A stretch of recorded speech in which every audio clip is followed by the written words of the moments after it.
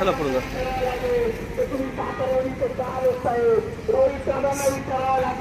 तर तुम्ही तिकडून इकडे का आले हा सगळ्यांना प्रश्न विचारा. मला हात जोडून विनंती आहे.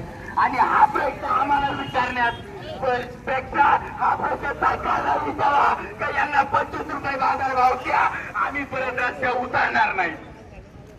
काय चुकी आहे काय चुकी आहे? शेतकरी रात्रीचा दिवस करतोय, दिवसाची रात्र करतोय, पाण्यासारखं रक्त ओततोय, त्याला लाईट दिल्या जाते रात्रीची.